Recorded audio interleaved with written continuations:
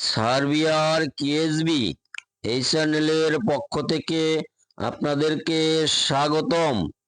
তার আগে বলতে হয়, আমাদের চ্যানেলটি এখনও যারা সাবস্ক্রাইব করেননি অনুগ্রহপূর্বক সাবস্ক্রাইব করুন। প্রতিনিয়ত ভিডিও পাওয়ার জন্য আমাদের সাথে থাকুন।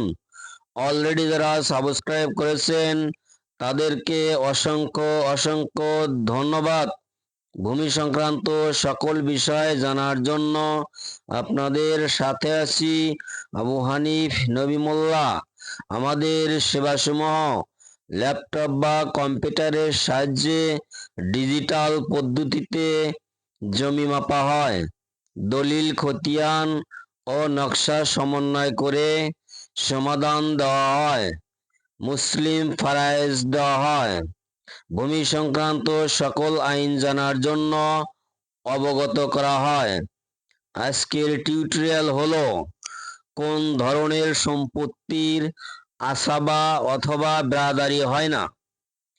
1961 সালের 15ই জুলাই পারিবারিক আইনে বলা আছে, বাবার আগে যদি ছেলে মারা যায়, ওই মৃত ছেলে তার বাবার নিকট থেকে যতটুকু সম্পত্তি পাবে, সেই সম্পত্তির কোনো ব্রাদারি বা আসাবা কেউ পাবে না। সমস্ত সম্পত্তি মৃত ব্যক্তির ছেলে মেয়ে যারা আছে তারাই পাবে। এখানে মৃত ব্যক্তির যদি স্ত্রী থাকে, সেও কিন্তু এই জমি পাবে না। এই ধরনের সম্পত্তি স্ত্রী পায় না। আবার 1961 সালের 15ই জুলাইয়ের আগে কোরআনের আইনে বাবার আগে ছেলে মারা গেলে সে নাশরিক হয়ে যায়। তার কারণে ওই মৃত ব্যক্তির ছেলে মেয়ে দাদার নিকট থেকে কোনো প্রকার সম্পত্তি পাইতো না, কারণ তার বাবা নিজেই তো নাশরিক হয়ে গেছে। 1961 সালের 15ই জুলাইয়ের পরে বাবার আগে যদি ছেলে মারা যায়, তাহলে ওই ছেলেকে জীবিত ধরে সম্পত্তি বন্টন করতে হবে। মৃত ব্যক্তির ছেলে মেয়ে যারা থাকবে তারাই পাবে সমস্ত সম্পত্তি।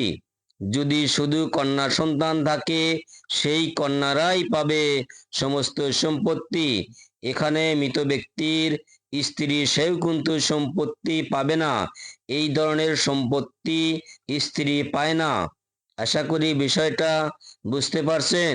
কোনো অংশে না বুঝে থাকলে তাহলে আমাদেরকে লাইক, কমেন্ট ও শেয়ারের মাধ্যমে জানাবেন। পরবর্তীতে উত্তর দেওয়ার চেষ্টা করব ইনশাআল্লাহ। ভালো থাকবেন, সুস্থ থাকবেন।